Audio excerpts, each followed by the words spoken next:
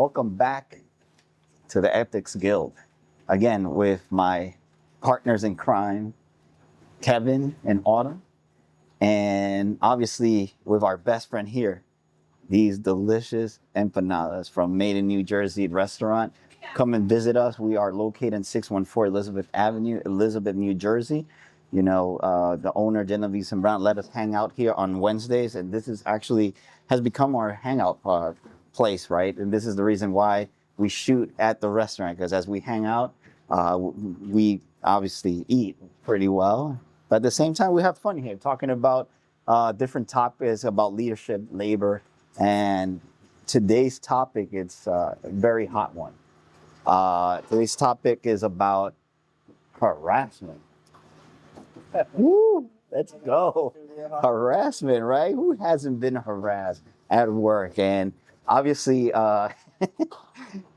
harassment normally leads to discrimination and biases and favoritism and favors.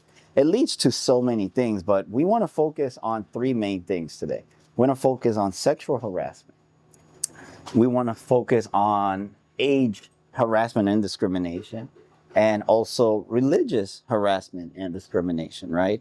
I actually want to start this with Autumn. And the reason being is because, nothing against us, Kev, you know, but the reason being why I want to start, because I believe women probably get sexually harassed the most. And how many times do they stay quiet? So, you know, my question is to Autumn, is like, Autumn, have you ever been in a situation where you felt sexually harassed, and how did that look like? Oh my goodness, what a way to open up the floor, am I right? I don't know, when I hear the word harassment, my stomach drops a little bit. I'm like, should we talk about this today? Is there another topic? So I will say, like, I have experienced it, and there's a lot of mixed emotions around it. I think, you know, at least for me, you kind of like don't want it to be happening, because then it like becomes uncomfortable, and then it just like changes the whole atmosphere. And you know, I'm sure a lot of women experience it in the day. And I think what I find to be like very sad, or just when that boundary is crossed between like when it's a trustful work environment, you're going in there, you're working with coworkers, or you're just there to do your job, and then it takes a turn, and then you're like, this is not what I signed up for when I came to work today. But yeah, it's uncomfortable, and talking about it makes me uncomfortable too, you know? I can imagine, like, you know, like one of the things that I think of is like, what brings more pressure from a female perspective? Like the boss that is checking on you on your body or your looks, or the peer that is looking at that, or probably what about like same gender also checking you out? Like, what you think from your experience, what has been the most uncomfortable? I will say, I think every woman is different, right? So every woman's personality is different, and my strong women out there, you know, there are women out there who do not stand for it and shut it down immediately. And then there are other women out there where it's a little harder to like, when you're watching it unfold, it's kind of harder to like stop it. And for whatever reason, if you have a problem with confrontation, or you have a problem like vocalizing, hey, there's an issue here, for whatever reason, like I've witnessed strong women who I like love, and they just shut it down, and they like call them out and hold them to accountability. But then even that sometimes becomes a banter, and people like that. And then you have women who, like I said, it's hard to just dive into that, acknowledge it. And I love that you mentioned too, like the same gender, like there could be harassment in that field too. It's not as like intense, I think, as the opposite sex, but it could be there too. And I think, at least from what I've witnessed, it could be downplayed, it could be like joked around about. But nevertheless, you still are going in there with like an armor on, like this is what's happening today, and it's very uncomfortable, and you kind of like wait for the situation or encounter to be over. Yeah. What are your thoughts, Kevs? You have any questions? Um, like, yeah, like what happens when it is that boss, or is that peer that's looking more than just a relationship at work? You know, like how does that? How do you handle that? And then is there like do you go talk to the leads about that, and then do you try to get into a different spot, or do they tell you just to keep going with the job? Like how does that get handled? Yeah. I will say, like, leads have stepped in and like really diffuse situations. Um, like, I don't know about you guys, but if you ever sat through training seminars and they make you flip through the like human resources thing, and then what do you do when harassment happens? And you just kind of like click through it because it's like, oh, okay. And like, I would respond in this way and that way. And like, I'm kind of like, yeah, but that'll never happen. So I'm clicking through. And then, this one day you're at the job and like, you're having a conversation and then it takes a turn and you're like, okay, wait, well, would I do option C now? Because like now it's a real scenario. Um, but I think from my perspective, like whenever the leads did get involved, they were awesome about it and they didn't tolerate it. Um, and some of her like the harassment in that I've witnessed has come from other leads. So watching like their own like management styles have to like call each other out or correct each other like has been wonderful in my what I've witnessed in the job sphere. I don't know about you guys, what you guys have witnessed, but I will say they did step in and correct situations, which was great.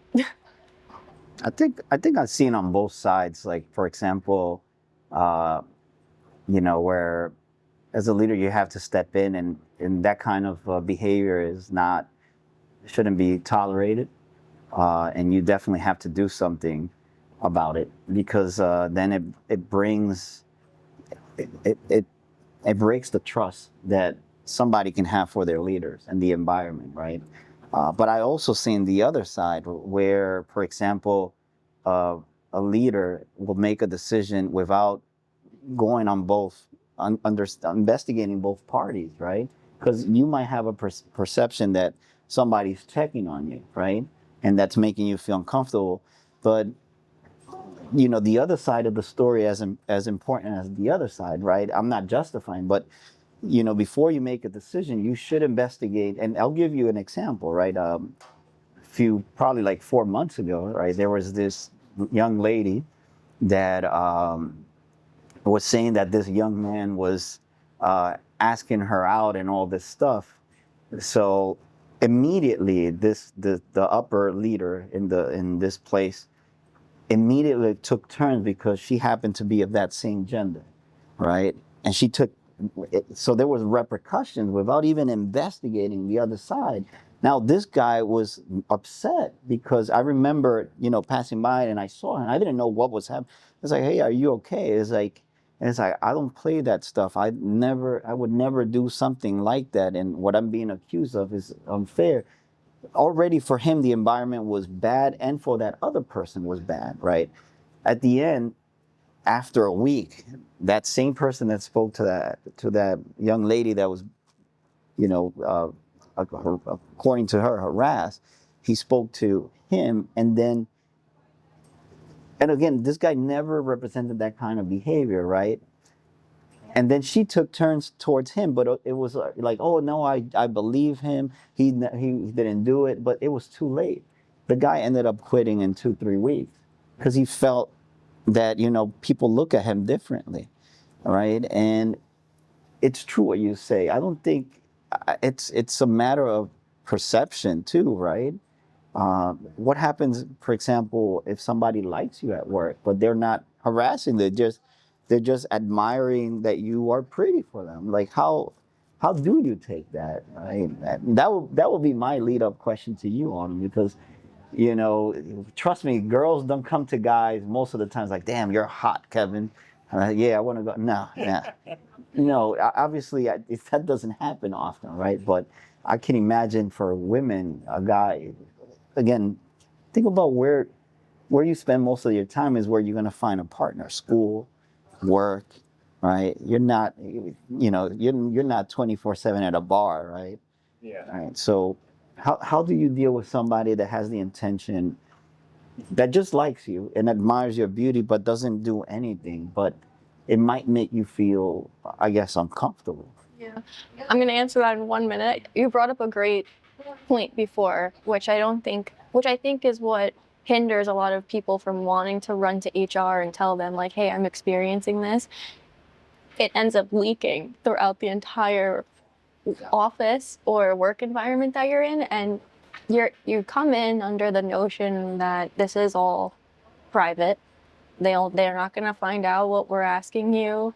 We're going to keep it under wraps. And then I've been in situations where the entire place knows the next day, and then it becomes like, It's true. coworkers take sides. They're like, why would you say anything? They were just joking around, and it becomes very uncomfortable. So I actually wanted to ask you guys, how would you handle that? Like, do you think people should go to HR when they're experiencing these moments of harassment? And like, how can HR kind of like confront this without having to, like, because they do have to correct the person, the individual. I don't want to say reprimand, but reprimand the person.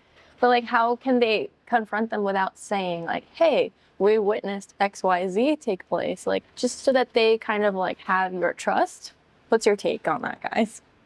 I think one of the things that could help is like creating the borders around what is harassment, right? Like, what is considered being harassed or harassing, right? Like somebody who's saying like, "Hey, your hair looks nice today." Like somebody might take that as harassment, while you're just like saying your hair looks nice. Like that's not harassment, right?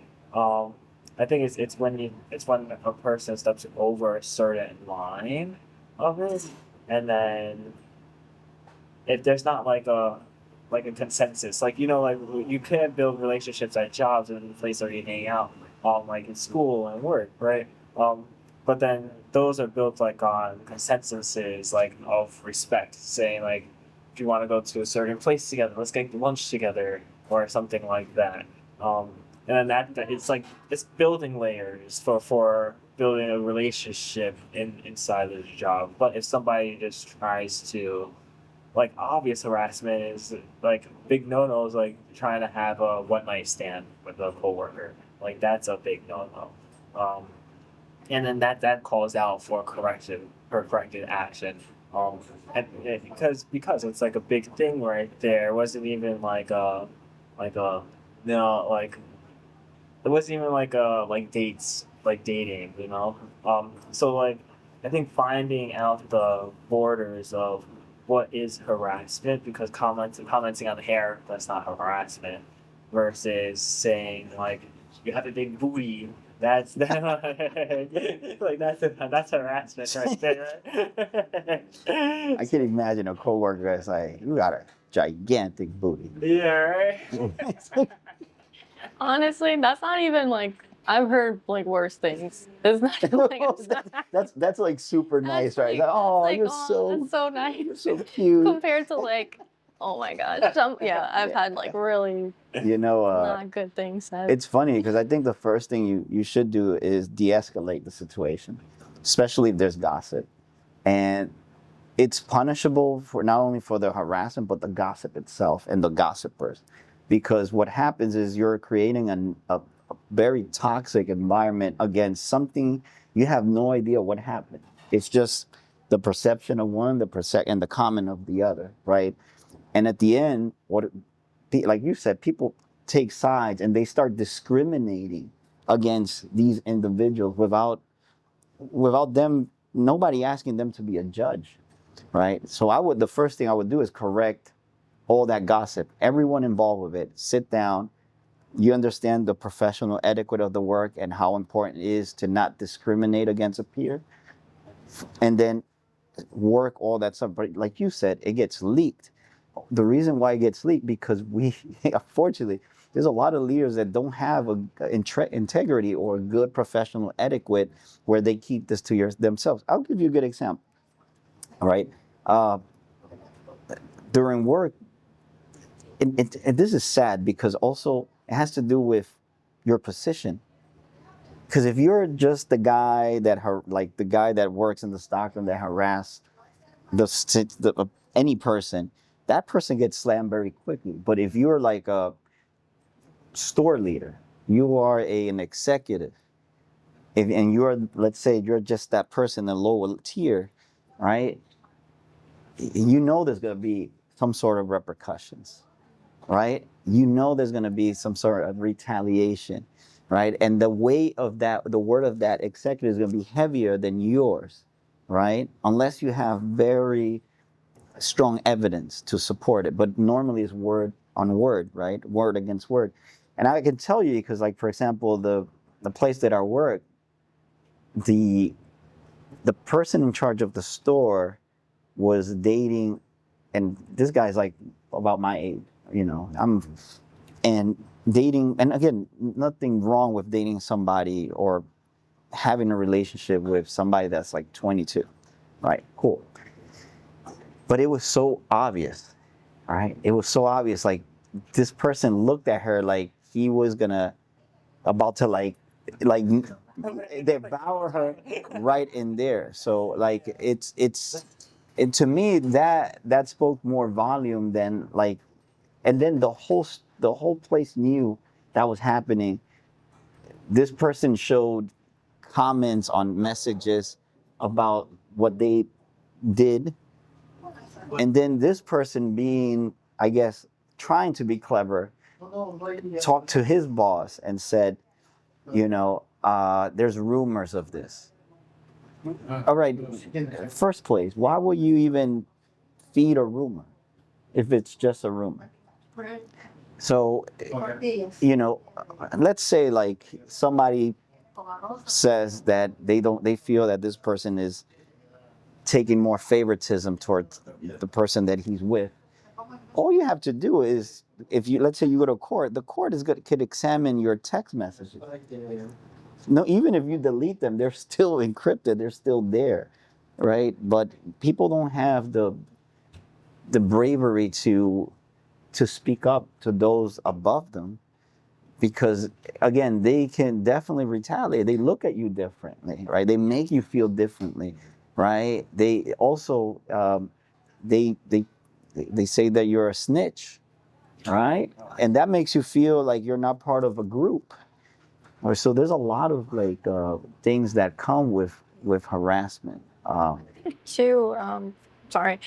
think harassment comes from the leaders. It comes from like the people on your level, your coworkers. And then just circling back to what you asked me before, I think, and you, Kevin, like there is the line for harassment.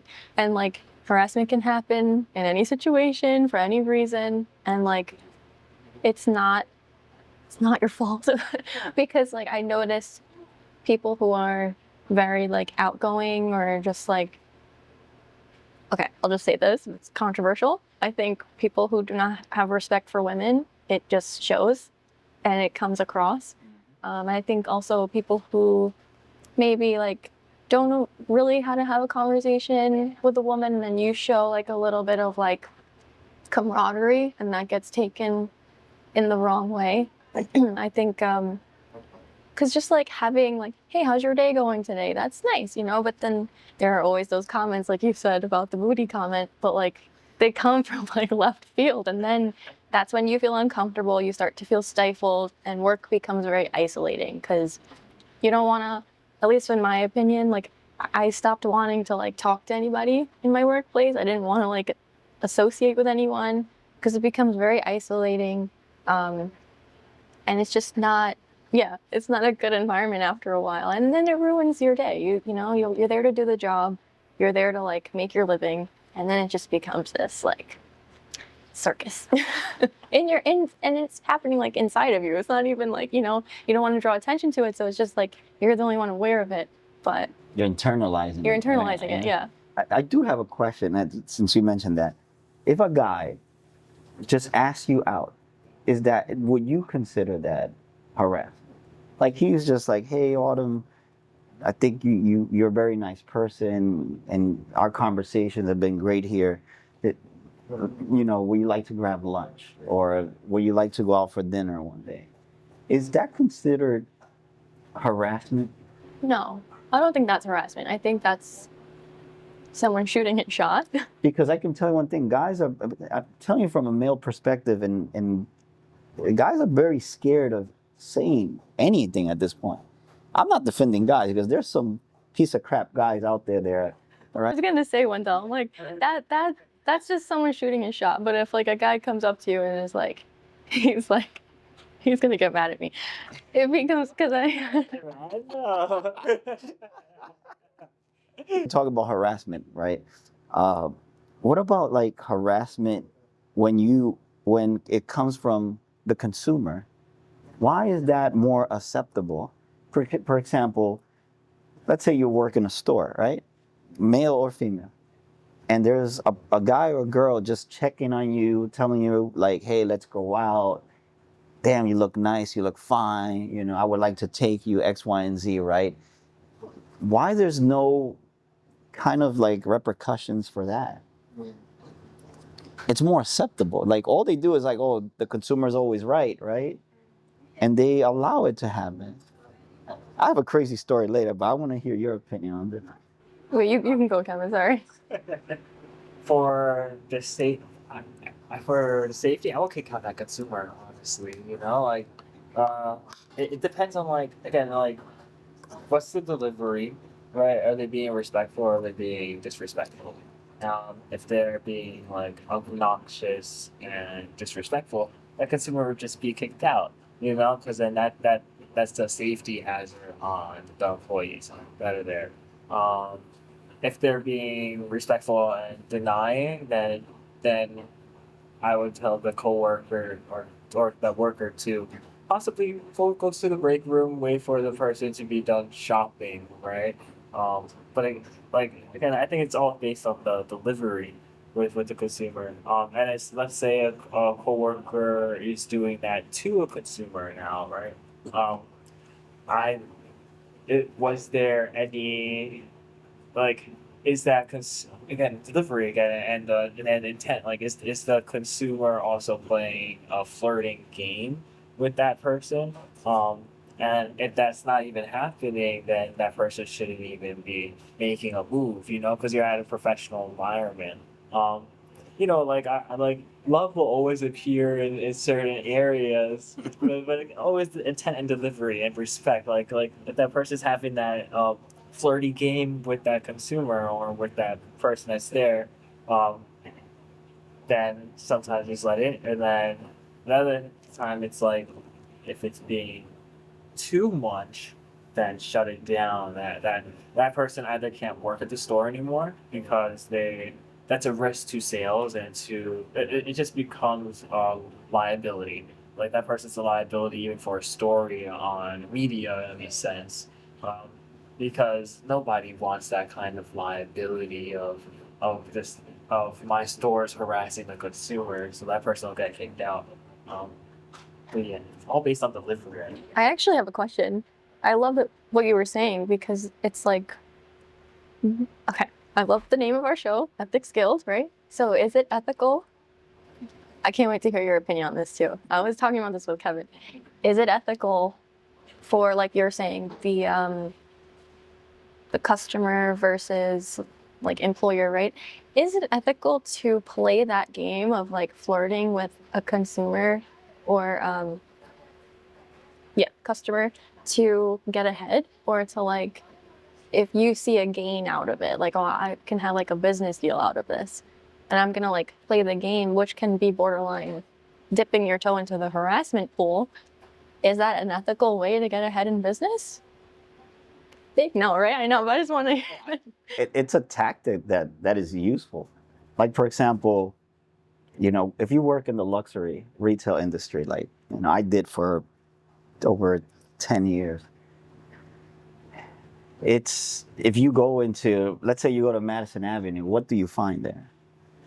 You don't find the and this is nothing against people that are heavy-setted. You don't find people heavy-setted or that don't have a good appearance, right? You find almost like model types around Madison Avenue, right? And that's the game, is to sell you their product through that appeal, that beauty appeal, right? And what does beauty always use as a and not everyone, but what is used, the tactic is, I can be a little flirtatious to get and sell what I need to sell. Because at the end of the day, I have to also survive, right? So it is a tactic. To think about it, like, and I can tell you from a guy's perspective, right? Like, you walk into anywhere and there's like a beautiful woman that is courteous and super down to earth and just chatting. It opens up a different dimension, and you feel like, okay, I'm at that same level talking to somebody that is completely out of my league, right? I don't know about you females, how you feel if like Brad Pitt came to you, it's like, hi, Autumn, I'm here just for you, right? Or somebody you like, right? Like an artist that you're like, oh my God, like saliva running all day, like, but that puts your guards down automatically, right? And unfortunately, a lot of us are visual, right? And we get entertained by that visual. And when we see what we like, our guards go down automatically, and we become more open to suggestions or anything that they want to sell us, right? But beauty sometimes gets you further in a lot of things. I think that's natural too. Like beauty is always going to be there. It's a natural evolution, as you see, like even within art. Like the most beautiful art is always the ones that go up, right? It's a sale. I think it's definitely is a tactic where they use beauty as a stand front. I mean, that's why you kind of don't see like even on billboards, like all those had to do with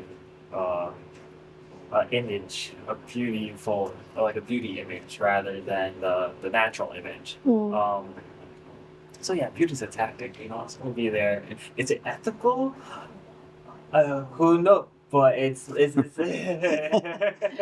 think. Go ahead. I'm sorry. I will say, I think there's a difference between beauty and vanity. So I think I think it's from Dostoevsky. There's a beautiful quote from Dostoevsky that beauty will heal the world. Like when you encounter true beauty and it just like touches your soul, it opens you up, and it's like you encounter goodness and you encounter pureness and innocence, and it just like disarms you in the right way where your heart is able to receive and be received. Whereas I think vanity, on the other end, vanity is where you can get manipulated. Vanity is where you seek yourself. Vanity is very self-centered. And like going back to our whys, right? The ethics part of implementing that in your everyday while you're working is because I'm working with my fellow brother, my fellow sister, my fellow neighbor. And it's almost like, just speaking for myself, like I feel like this obligation to make sure that they feel safe, they feel like they're in a good environment, they feel appreciated. So I think too, like, I don't agree with the using, I'll say vanity to get ahead, because you're using that person as if they're a tool, like they're an object. And money comes and it goes. And I think your integrity will remain with you until the end.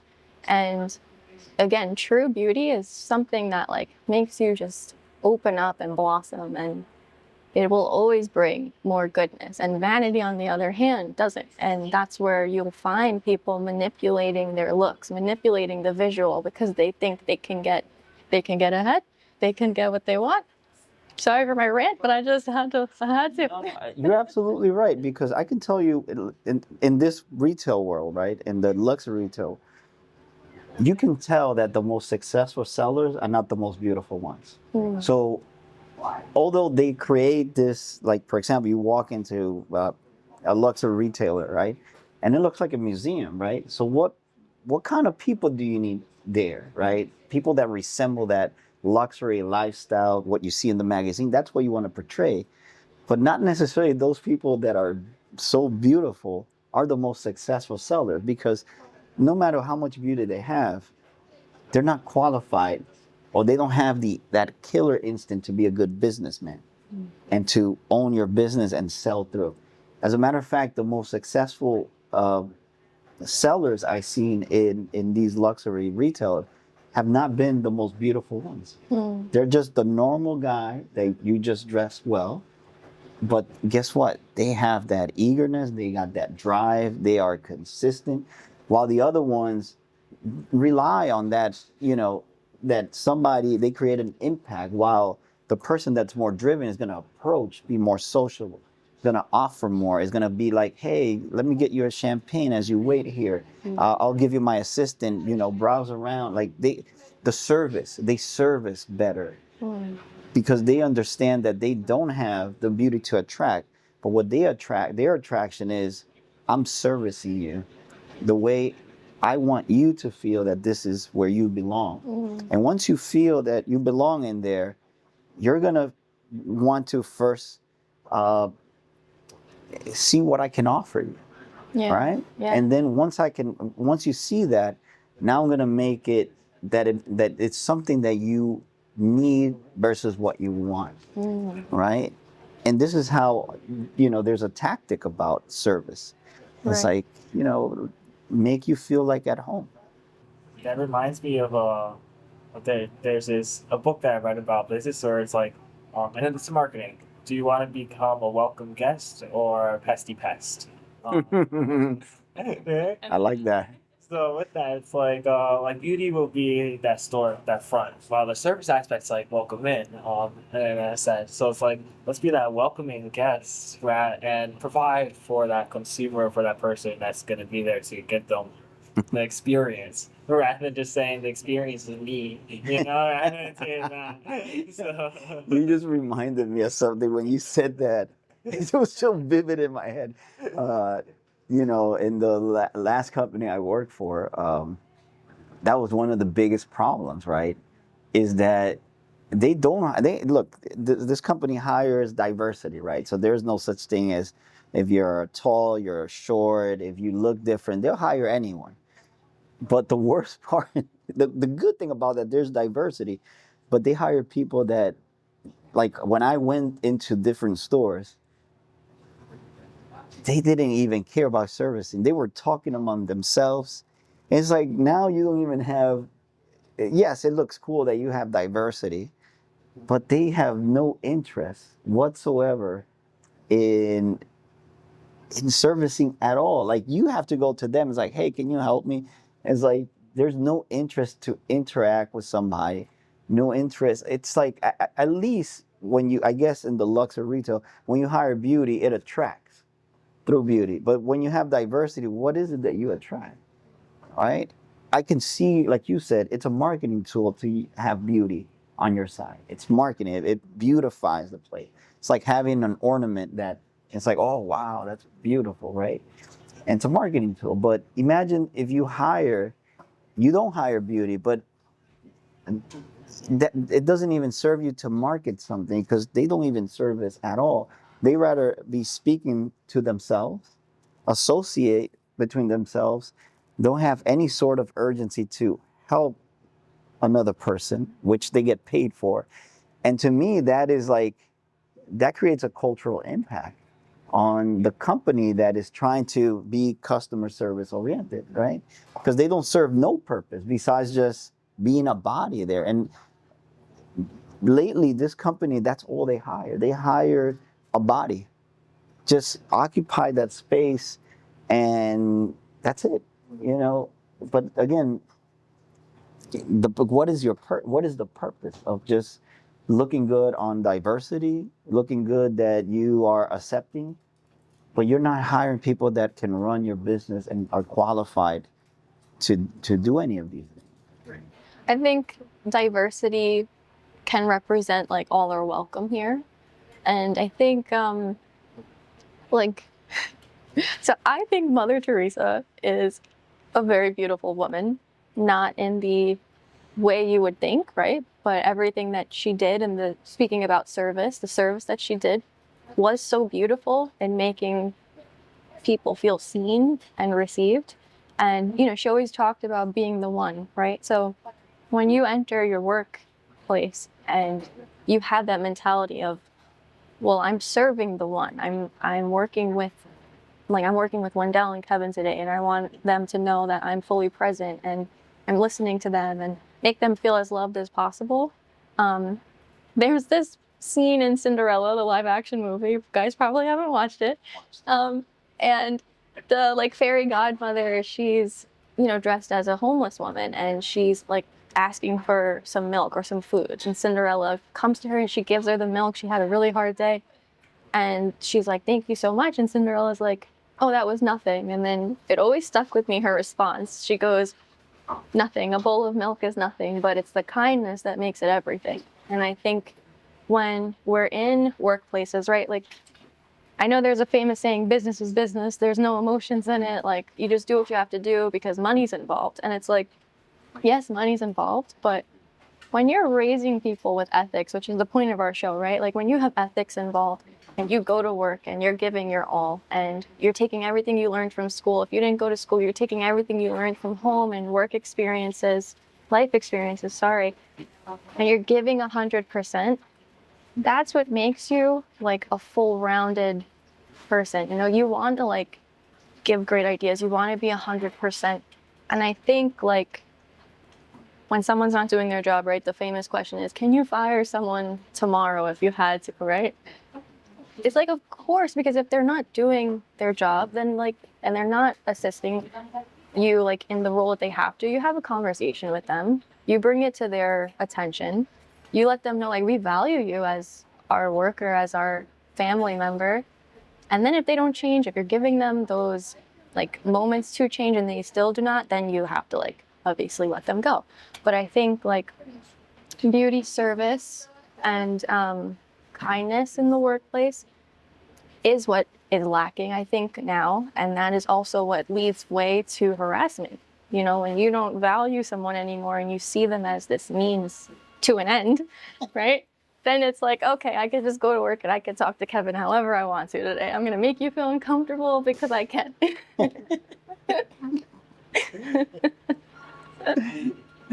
Yeah, that happens sometimes at workplaces too. It's I think you have to get that service right to them.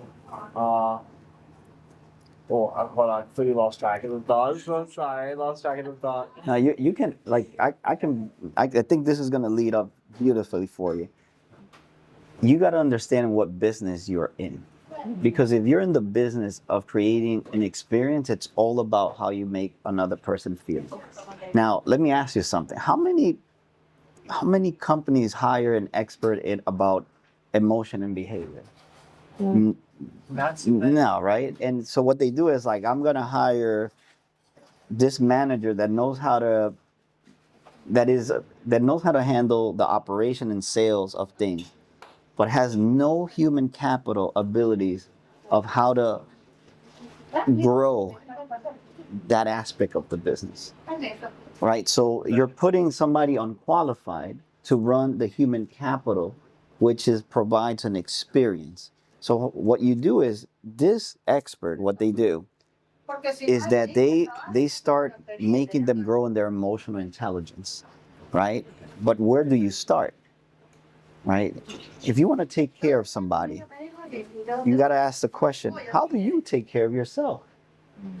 Because if you don't do it, if you haven't done it with yourself, it's going to be hard for you to do it for anyone else, right? So this is the importance of having, for example, an industrial psychologist. And I speak this because, I'm in that field, right? And this is where they start helping that human capital grow individually, right? And the way it works, right, if you have an individual you work with, each individual, you want them to first, little by little, start forming groups, right? Because we're tribal. We evolved through tribes.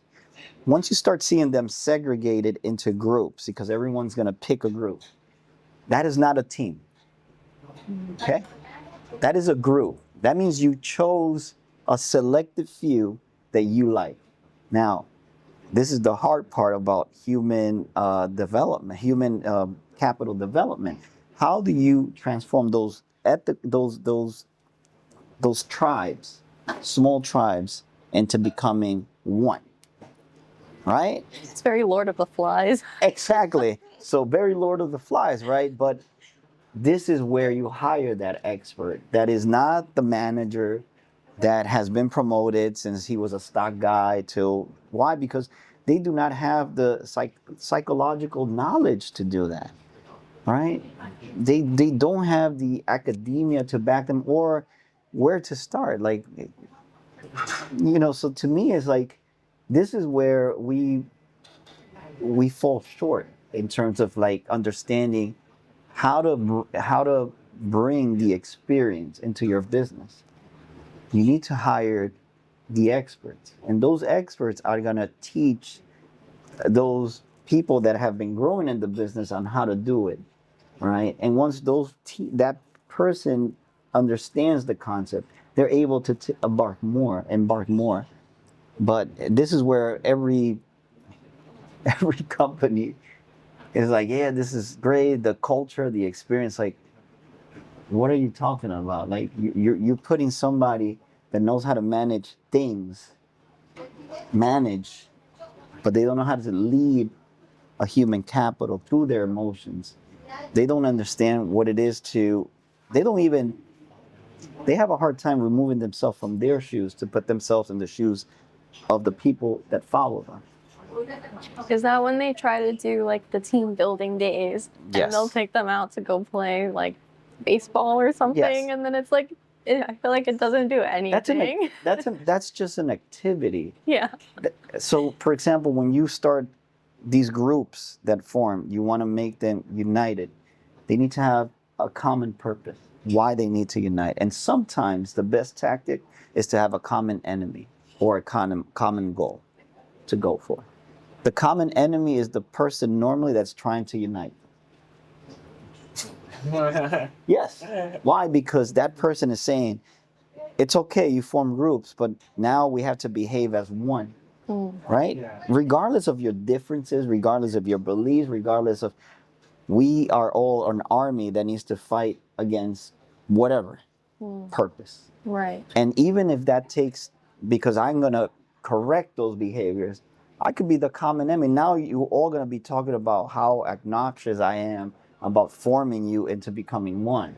But guess what? Now, once you start, each one of your groups have that common goal of saying like, oh, talking about me because I'm correcting your behaviors.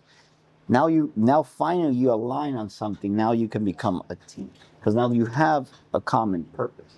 How do you feel when you're corrected? Oh, the correction, you have to be fine. You have to be fine with, because you have to look at it at the bigger goal. Because if you stop at just forming these little tribes, Yeah.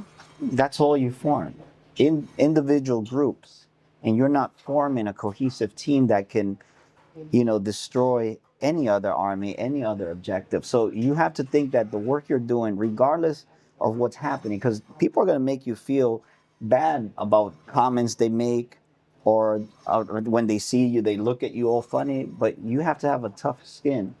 And you know that the purpose, what you're serving, is a bigger purpose. The funny thing is, once you form a team and they learn how to win, because when you start forming these groups, they're becoming successful, but they're not winners.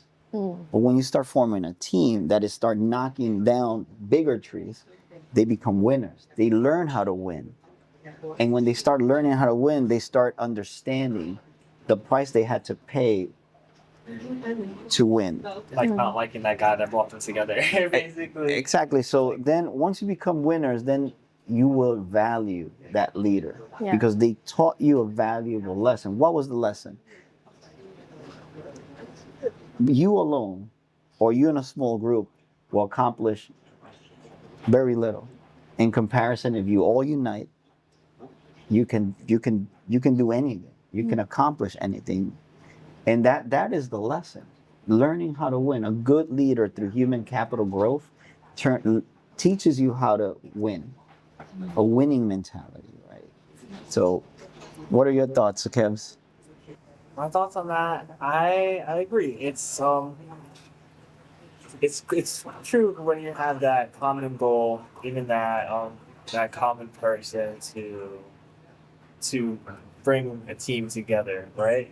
That reminds me of when I was working. I would just push my ideas a little bit, right? I'll push them to this group over here, right, and to this group over here, and I try to get those both groups to come together within that. Um, and then I'll push it a little bit more, and it's good. I think it's good to push ideas, right? Because you have to push ideas. It's not going to get accepted the first time, and it's not going to get accepted the second time. But each time when there's proof behind the idea, it'll get accepted later on, and then they finally realize that, oh, that idea we should implement and stuff like that. But you have to be pushing in the beginning a little bit. Oh yeah. Even in photography a little bit. I was pushy with my brother-in-law learning how to play around with the camera, how to use the flash. And then I was a little bit pushy with Autumn too, a little bit with the flash, teaching them how to use the flash, how to play around with the camera. And I was telling them you gotta point it up in the air. And they always used to get annoyed at that with me for a little bit because I'll have to like correct the action, right? If you want a good photo, like the quality stuff, this is the stuff you have to do. And I remember I got to a point where I'm like, okay, I don't have to be too pushy enough. Where I think they understand it a little bit more now. And then they had me in their heads already saying, gotta put up the camera, you gotta put up the flash. And they they're like, Kevin, yeah, he said Traumatized with Kevin's image. right, but at the same time, you guys recognize the impact and you guys recognize the quality behind it, and then it becomes second nature. But it has to get big.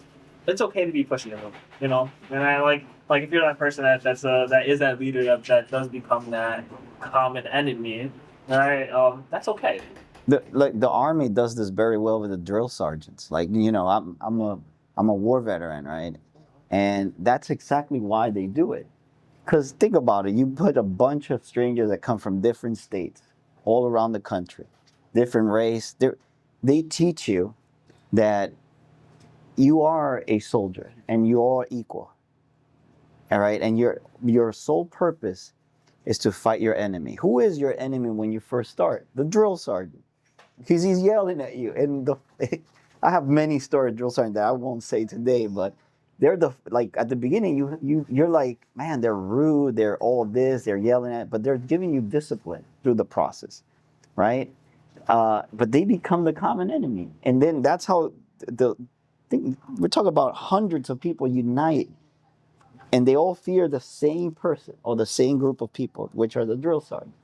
But then as soon as you finish basic training, the drill sergeants are no longer drill sergeants. They are your peer. And they tell you that was basic training. And as soon as you go into your military career, they're just like us talking. And you see that they play that role so well because they understand that you need to form a group to form a team quickly within a 2-month span. Can I say one thing on that really fast? Sorry. That reminds me of like even dads. For example, dads with kids. Like the dads have to be the disciplinary ones, the ones that tell them to get the details in. You know, like okay, like for example, with we had to clean. I have my brother and a sister. We had to always clean the kitchen. My dad will come in and like, tell us all the little details, like all the spots that we missed, and he knew that he had to just be disciplinary, whether that he wasn't our friend to say, right, and just to be that figure. And now as we're adults, right, he's like, do you, you know, like that you guys are doing. I'm here if you guys need anything. Like, but now we're at a place where we could be friends, in that sense. And it is true. I think like you have to have that like we don't hate our fathers, like they're not like they're not like enemies, but like being disciplined and going through all those things, it's you have to go through that, like for it. So I just wanted to say that with it. It reminds me of fathers too. Like fathers, it's a good thing with fatherhood, but Totally, I agree. Fatherhood is really important, and I think like dads have such an important role in shaping their children, and that voice of correction comes from the man. It comes from the woman too, but I think the dad has a big responsibility in like shaping a child's way of like receiving correction.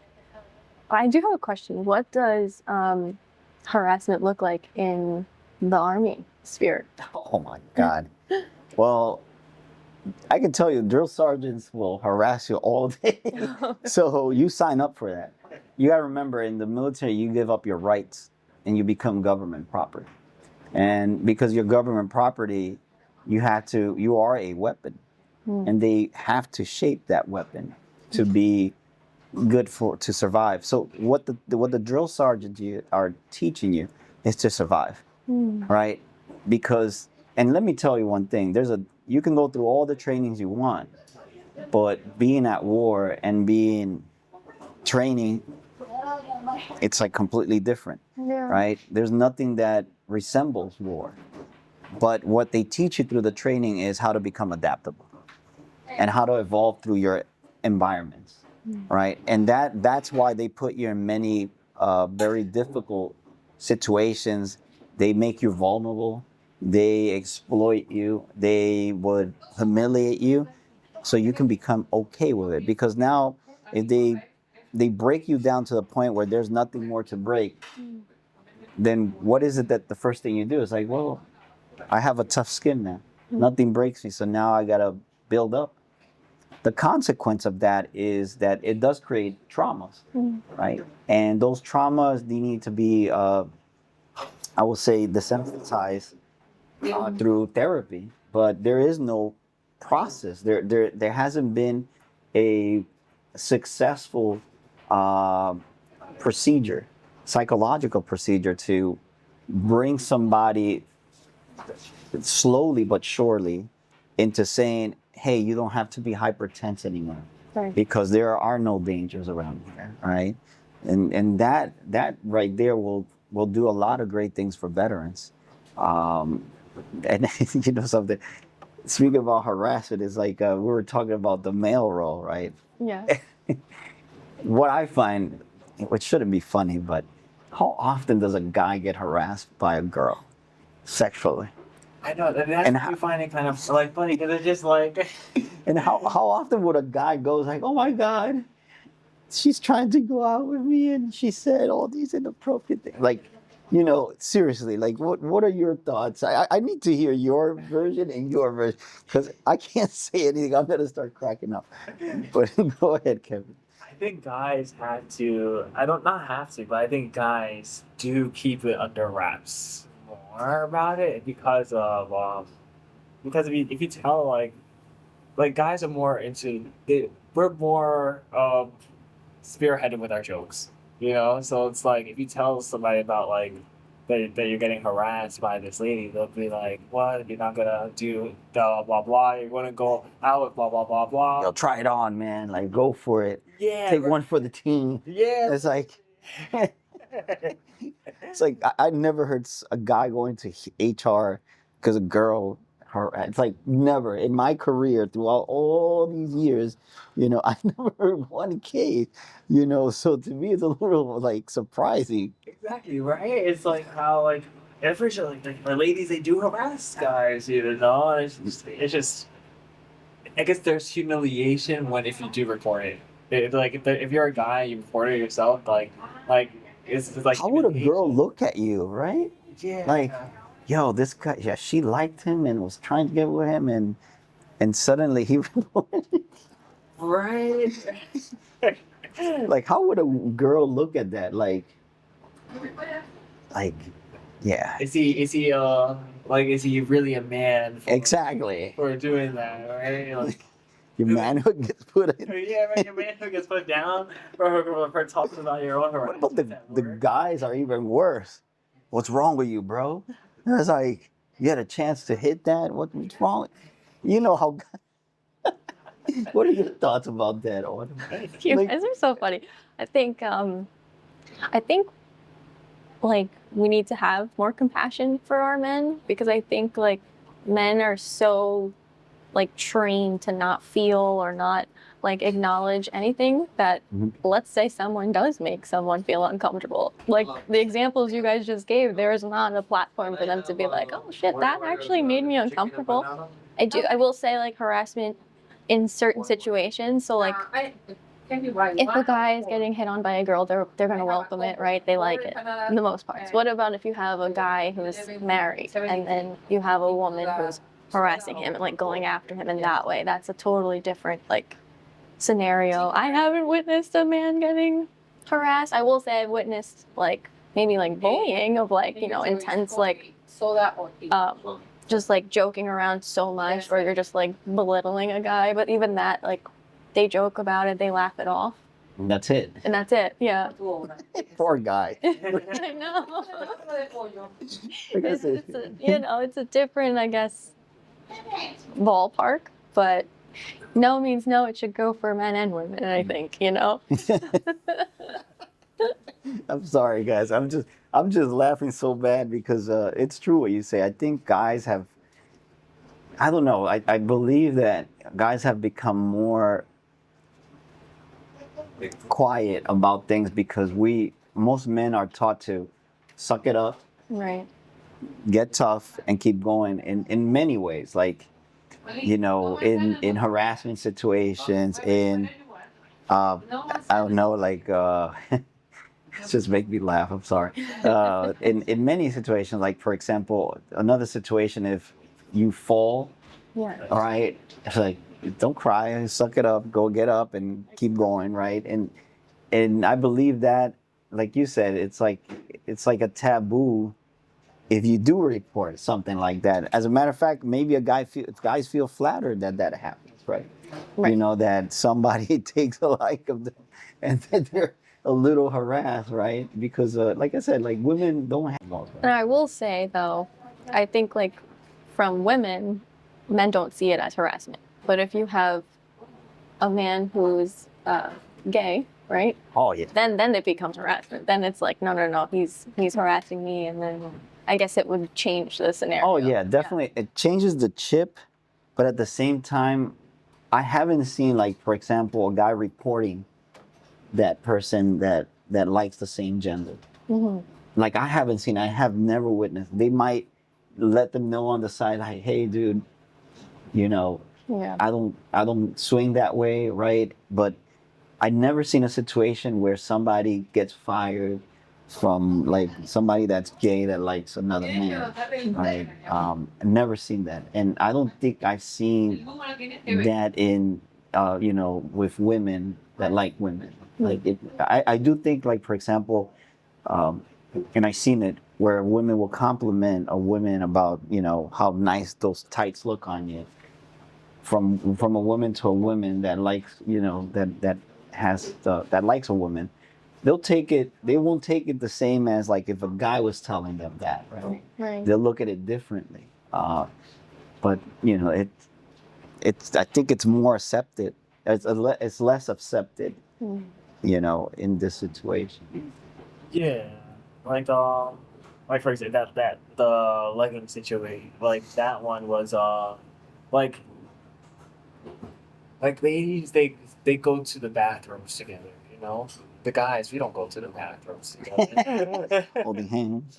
Yeah, right. Literally holding hands, literally checking themselves in the mirror, things like that. Like we don't do that types of stuff. Like, but the ladies, they do that type of stuff. So I think that's why they accept it more. And then when with the guy that same sex that's trying to hit on him, I don't think it goes reported because it's like we'll It's just a guy code almost, right? yeah, like we're not gonna be like I'm not gonna snitch on you, man. Like, yeah, literally, I'm gonna just let you know, like, yeah, don't hit on me, like, yeah. stuff like that. I don't swing that way, dude. Yeah, That's it. Yeah. it's nothing, and it's nothing personal, you know. Like that's the best ways. But like, if that happens to the lady, they take it more personally, you know. But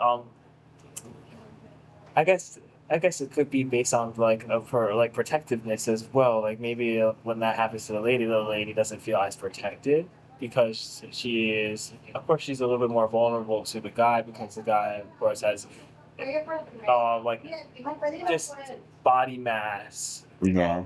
etc. They are this More intimidator, right? yeah, more intimidating than if it's just with a lady or with the guy not too intimidating, not too intimidation, but the lady and the man, like power structure in a sense. Like of course the guy is a little bit more powerful just on build, you know. That's a good point about intimidation, right? Like, it's an excellent point. Like how I don't think there's like men feel too intimidated by a woman's physique specifically, and it's true what you say. Maybe the physique of a man intimidates that they're much bigger and larger. They can hurt them, right?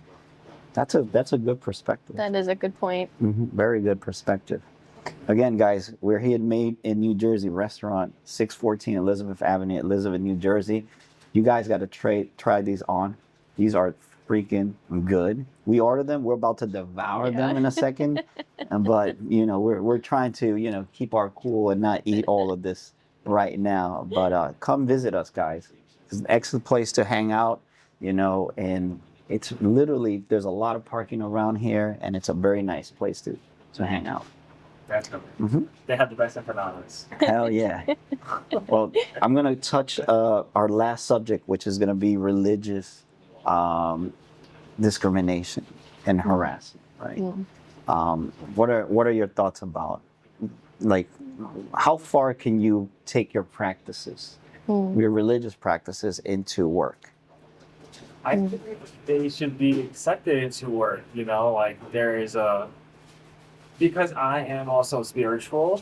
I believe in that in the spiritual world, no matter what religion or culture that's in, right? Like you have cultures that need to pray during certain hours, or before they need to do something. Then you have these cultures that need to take some days off. It's all about just respecting the culture. Like in my belief, you're gonna go to your God one day. You're bound to go to your God. So respect your God is gonna come. But other people that don't have that spiritual belief, I think they disrespect that religious practice. They don't look into it. They don't respect traditions behind it. Like that. And they just let it all go. Like it's not right with what they do in that religious state. What about you, Audie? It's a great question. I haven't really experienced the religious harassment, or thank God, I'm happy about that. I will say, like, religions are respected in the workplace to a degree. Like I know, like at my mom's job, there's a leeway for like people to practice their religions. If they're Muslim, they're given their time to pray, which I love that, and she tells me that, and she loves that too. I think regarding like days off, like okay, I'm just gonna speak frankly. I think other religions are respected more in the workplace versus Christian religions, and it's almost like it's become, a lot of other religions have their days off. They have their days of respect off. Jewish people, Muslim people, and I love that. It's great. We have our Sundays off. We have Christmas. We have our religious days that are important to us, and it's not taken seriously. It's not taken. That's where I've experienced like pushback. If I need a day off for religious observance, it's kind of like not accepted, I want to say, or it's not. It's just very like not taken seriously. So I will say that's the harassment within the religious sphere of like who's taken seriously and who's not, and does anybody speak up for it, and yeah, I gotta think more, but No, you have an excellent point. You see this you see this a lot, because I don't believe people understand how important a belief could be for somebody, like your convictions, right? I'm a Christian myself, right? And to me, it's important to rest on the Sabbath day. And the reason being because you have a connection with God. You are following what God is telling you to do because it's helpful for you and your spirit, your renewal of your body, right, and your mind to be refreshed to go back to work. Because that's the purpose of a Sabbath, is that you rest, that you put your mind and your heart into God and let God heal you through the whole process, and then you are at peace with Him, so you can go at peace to work, right? And for example, a lot of people don't understand that just because they don't have those same convictions, right? In the same way, for example, there's convictions that are celebrated, that seems to be favored more because of the popularity it brings into a marketing perspective, right? And that, again, I'm happy that Christianity is not a popular thing. Why? Because if I don't want to go too in depth, but even if you read in the Bible, it states that, right? It's not going to be a popular thing because if you want to follow Jesus, you have to suffer. yeah. That's the journey. Carry your cross, be responsible, put the other cheek, love your neighbors as yourself. All those things lead into learning how to be self-sufficient, to love and understand yourself and others, and to live with the neighbor that maybe doesn't like you, but still love that person, right? And to do that, you need to understand how God does it with you. And if you don't follow a lot of these, I guess, convictions that God has for you, then it's going to be hard for you to understand what is that self-love that you should have for God, yourself, and others. So I do think that people perhaps need to understand more into why people it's a need, it's not a want. And I think that's where the confusion is. They think you want a day off. No, it's a need. I need this for my spirit and myself. And I do think that people have to dig in, educate themselves a little bit more on how important, the practice of a religion is. And speaking about discrimination, right? Like, I'm a Christian, and in the companies I work, I never work Sundays. But to get those Sundays has been a battle. People have had their opinions. I'm talking about those above me giving me opinions such as, maybe you should work in a store that doesn't work on Sunday, right? And I'm like, well, if you're limiting me because of my religious belief, that is a discrimination. Yeah, Right in there, your comment right there. yeah. Because the way I think is like, let God deal, because in the scripture it says, leave vengeance to me.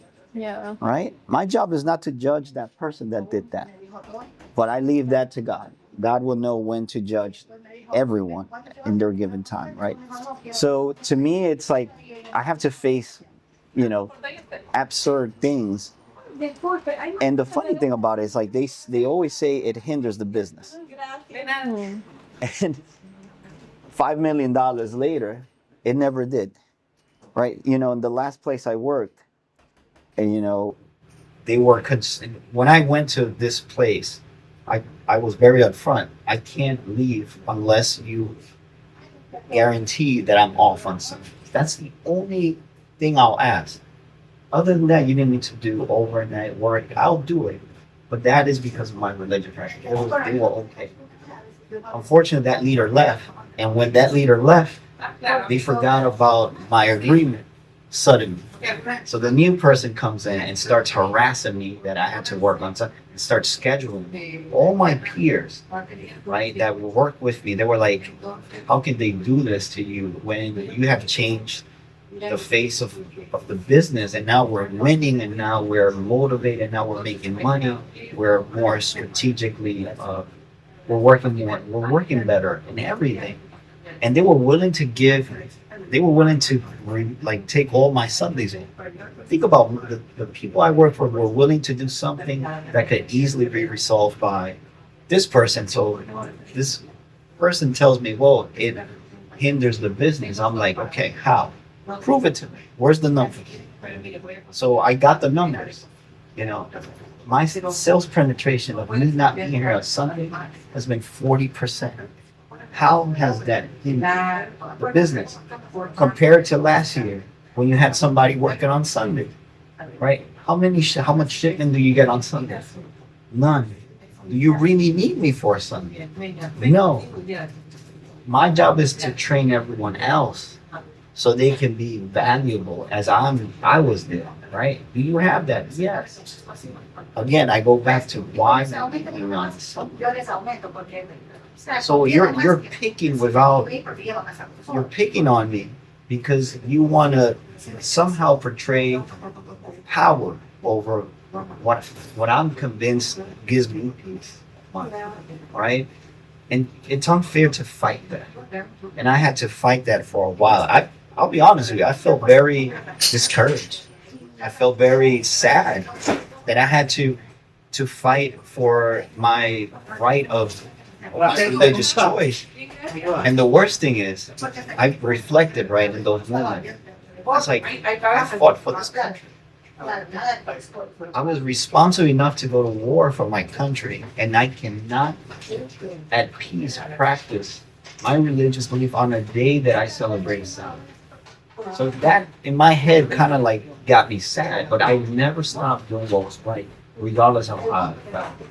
And eventually, once I told that leader, I remember, never forget it. He brought me to a meeting because he wanted to, I guess, segment his decision. And I said to him, "Look, I understand my constitutional rights, and I got a phone. It's like because he had another person with me. Since you have a witness, I'm gonna have a witness. It's gonna be my phone. Are you okay with me recording this? I'm putting recording. My phone doesn't record. I'm gonna tell you this straight up. Do what you have to do, and be convinced that what you do, you don't repent. I understand my rights, right? And what you're doing is not right." And I said to him, "Unfortunately, you have pushed me to get an appointment, and I'm going to sue you, and I'm going to sue this company because you're violating my right that I never had." That I had problems in the past, but they eventually worked it out. But you're making me feel so uncomfortable, right? That I can't even be who I am. And once I said that, I can see in his face that he was like all the power, the empowerment he felt went down. Like I think he started to reflect, like, what am I doing? And then I bet money he went to HR. And HR the next day went and it's like, "Oh yeah, we're gonna give you a temporary pass." I was like, I told her, "Why are you giving me a temporary pass?" Because I've been a Christian since I was at war 20 plus years. What makes you think that my faith is gonna change? Right? So very uncomfortable situation to be in. And I told him once they gave me the accommodations, right? Accommodation, right? I told him, I have no problems with it. I'm going to be loyal to you no matter what. I'm going to work the same way I worked before, and this is going to be a page. Again, it's not my job to judge you for what you've done, but you should be reflecting about what you did. That's your job. That's all. And then after that, it never bothered me about my religion. As a matter of fact, one day he asked me, "Why you think we're being so successful?" And I told him, "You want my honest opinion, my honest criteria, not a business criteria? Because of God. And because God is so good. And not only because God is good, but because we honored for someone to celebrate as he wants us to celebrate. Wow. Right. And then he stood quiet and he's like, yeah, I gotta say I admire the fact that you have that commitment.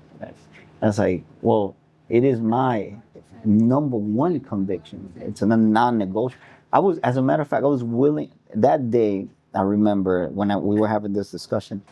I told him I'm willing to leave my job, and I meant it. I was like, if this doesn't resolve, I'd rather lose my job than live another day under this kind of tyranny. So yeah, it was quite an experience. It wasn't a good one. Oh my goodness. First, I want to say thank you for your service and for everything you've done for this country. Like, we value you, we honor you. You're amazing for that. Second, I just want to say too, you're so brave for having that conversation. I know it's very hard to like declare yourself a Christian in the work environment, or it's easy to be mocked. So I commend you for that too. And I think the soul needs God, and your love for God is a sweet fragrance that you carry, and it just comes off of you. You see things differently.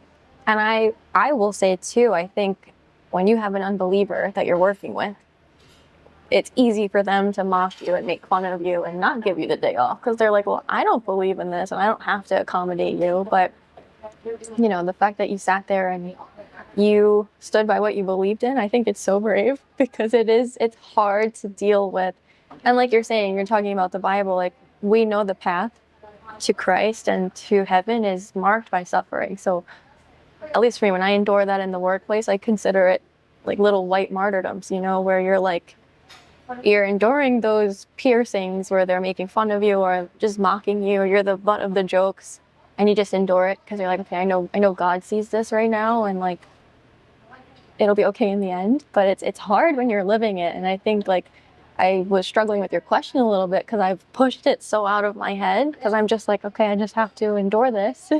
But you know, it does happen frequently. I think when anybody sees, like, if I'm wearing a cross or if I have my screensaver and it's Jesus, like, you become immediately like this target. And you know, and I respect everyone's religions, and I think it makes them such beautiful people because it opens your heart to love. But you know, I wish it was more understood, like, and especially if you're like a good worker and you're implementing like all of your values into their company, it should be considered like, okay, we'll give the Sunday off. But I had Sundays where it was basically like my Monday and I had to be there. But I would take my lunch break and go run to church. So I'm like, I gotta go, it's a Sunday, you know? But it's difficult. And like, they don't bend around us, we bend around them. So it's just very, like, yeah, it's uncomfortable, it's hard. But we endure it. And I just wanna acknowledge, like, you're very brave for doing that. Well, that bravery comes with a cost, because now that person looks at you like you're an enemy because you confronted them, right? And that's unfortunate, because not only that you fight for what's right for you, right, for what you stand for, now they see you as a target. Like, this guy is conflicted. Why? Because he's defending something that I don't believe in, right? And that leads into retaliation. I'm fortunate, I guess, through my career, I was somebody that, and again, I thank God for this, I was always able to produce a lot of money for these companies. And because of that, they could never, like, for example, I was never late. I was always there. I was always doing things that I wasn't asked. I was always anticipating a need, finding ways to promote, growth in human capital and in also sales and operations. So they had literally nothing, and Kevin can attest to this. Like, they had nothing to say that I was, all they had to do was stay quiet. And the reason being because his behavior is great. So how can we, chop him down? And that's why I always said, like, it's important that no matter what happens, you always do what's right. Because if you have wrongdoings and you're fighting for something, they're gonna start from there, right? They're gonna pick something that you don't do to kind of like hurt you. But when you're clean, right? Your record is clean. What can like where can they hurt you? Yeah, and just to like piggyback off that too, I think it's because of like our soldiers and the people who have devoted their life to serving this country, where they've protected the right to have our freedom of speech and our freedom of religion. And I think too, there's certain environments where it becomes very hostile to have a different opinion than someone else. And I think it's beautiful that we have different opinions. We get to share. We get to see how Kevin views the world, how Wendell views the world. It's your perspectives that make me want to sit and listen to you guys, because I'm like, wow, that's amazing. You guys have walked some really like amazing shoes, you know?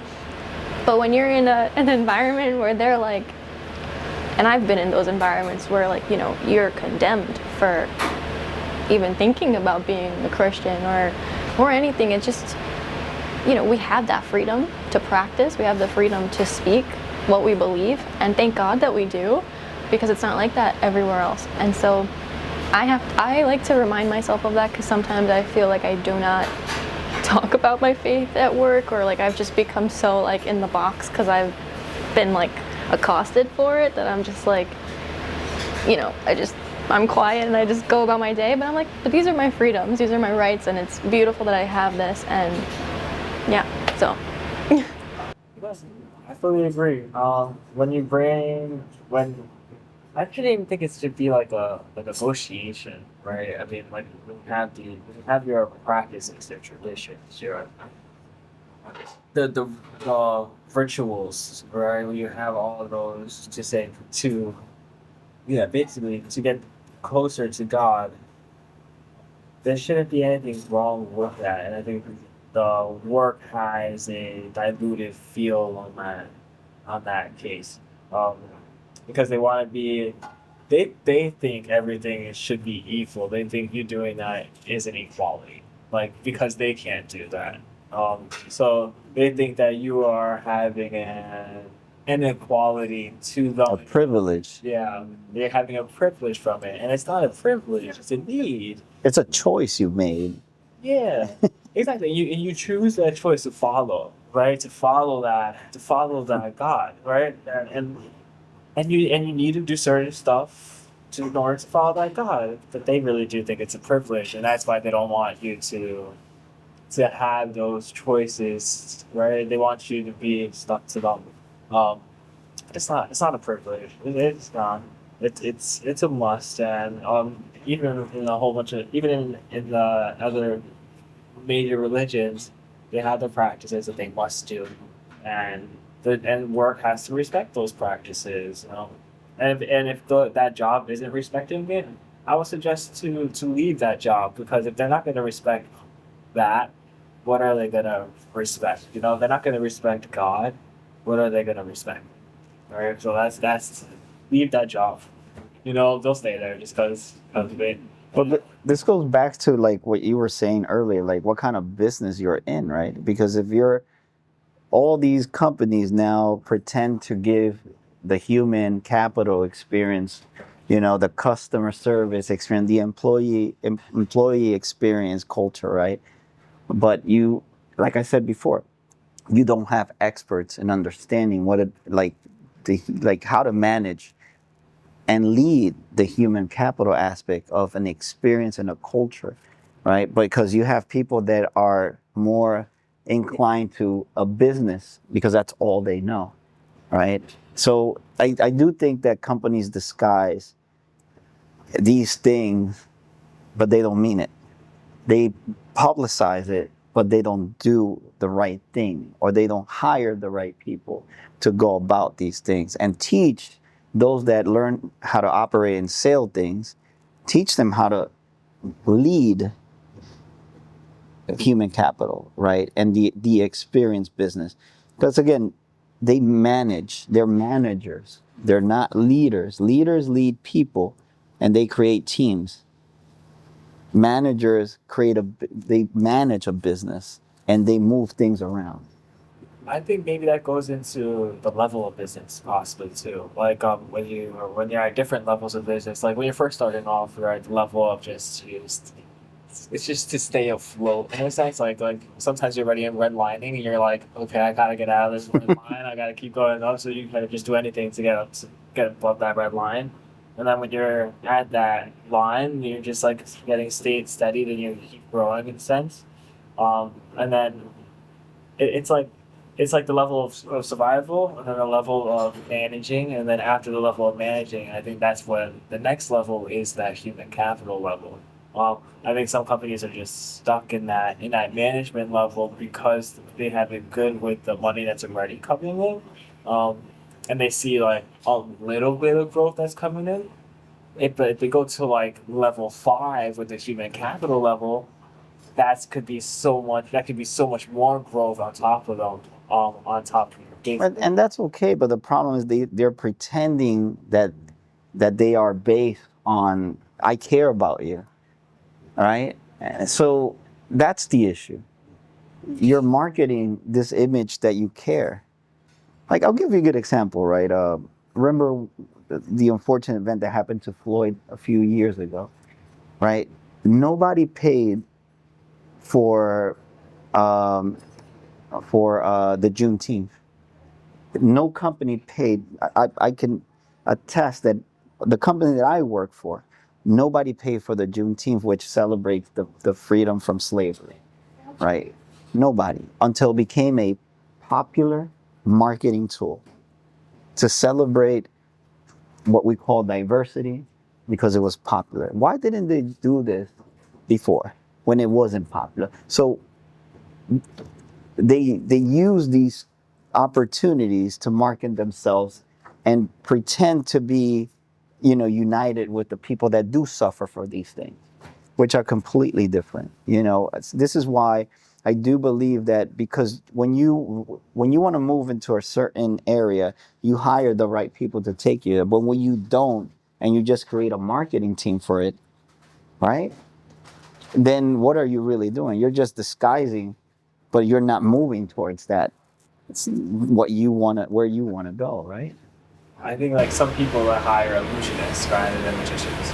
Like That was a good analogy. So like they'll create all the perception and perspectives that they're such a big company and think that the magic is there, and not just them creating the illusion of it, rather than when the magician's there, the magician's actually doing it, and that's what creates the magic of the whole storefront. Like the magic is in the results, but the illusion is to cover a certain thing. And there's no results behind the illusion. Like if it's an illusion, I don't think there's too many results upon it. But the magic does it. What are your final thoughts on this particular topic? I would say, I feel like people or companies, they want to make their employees feel welcome and like family. And then sometimes when you dig a little deeper, it kind of like Kevin was referencing, it's like a privilege, I think, that they think they're giving to us by giving us, let's say, a Sunday off, for example.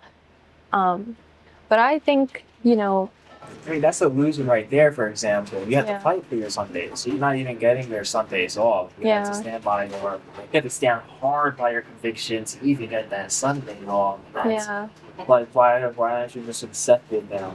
yeah. Sorry for cutting you off. No, it's true. And I think like I've been in positions where I feel afraid to kind of, or just nervous, I'm always nervous, or nervous to like tell them, hey, like I would need like my Sundays off,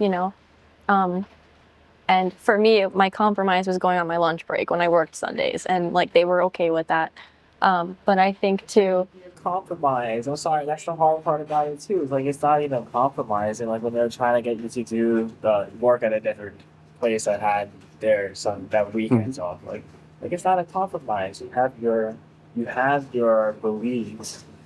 Like you're sticking by them, and I think like no one should go against those. It's not a privilege. yeah, I agree. And I think too, like it's important, let's say in the hiring process, when you're sitting with the interviewer, to tell them like, this is a non-negotiable for me.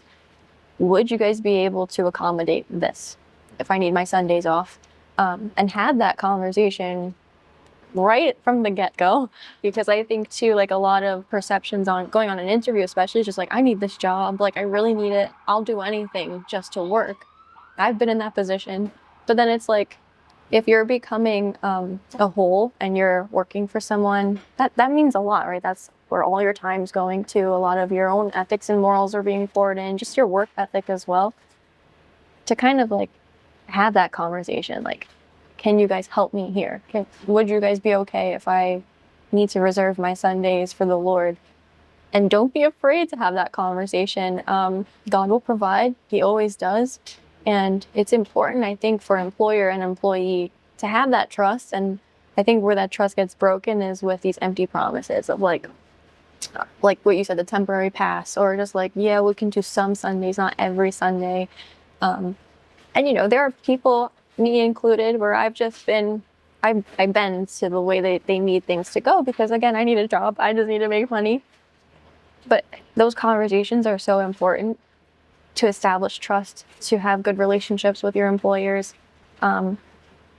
It's important. It's hard if you're in the wedding industry. People are getting married on Wednesdays, but the Lord is there. He's marrying people, so it's good. But it's hard. There's certain jobs where it's hard to get around, but have those conversations. Don't be afraid.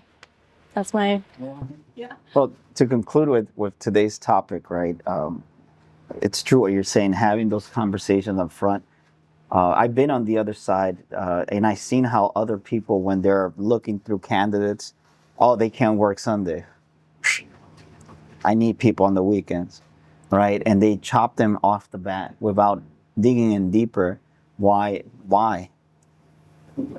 is this person can't work on a Sunday? But and right in there, it's also like, yes, I can understand, like, you're trying to fulfill the business need, but at the same time, isn't that like kind of like discriminating against somebody that can't work just 1 day out of 6 days, right? 1 day out of 6 days. Think about that, right? But yeah, I don't know if you have any final thoughts before we close today's date. And also stay tuned, because we are going to interview the owner of the restaurant.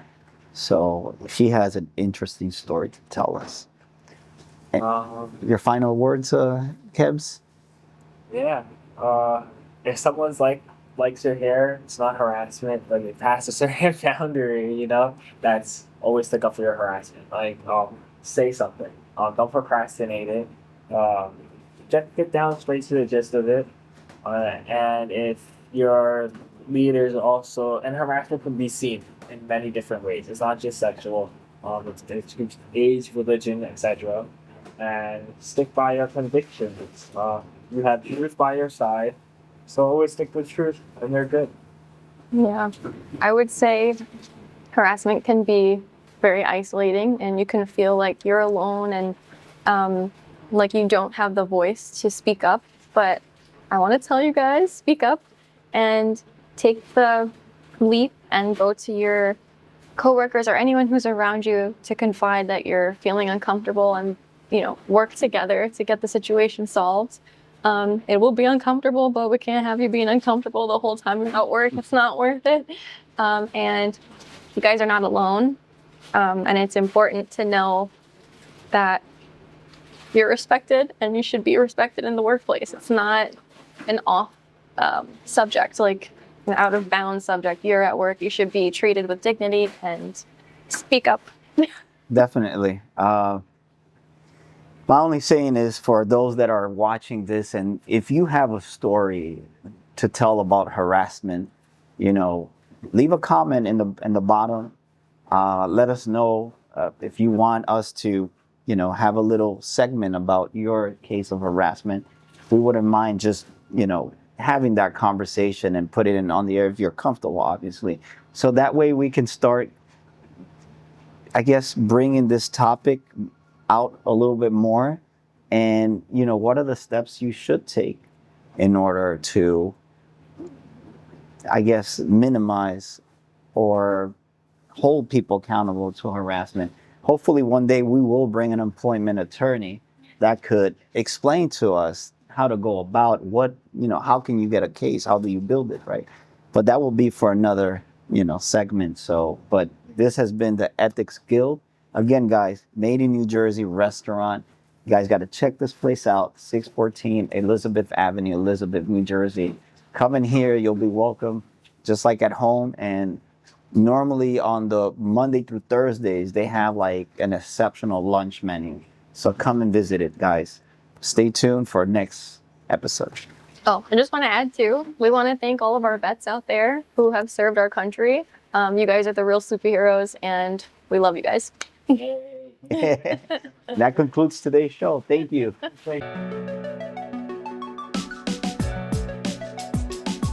get lost in volumes of great cities that give vacuum lessons.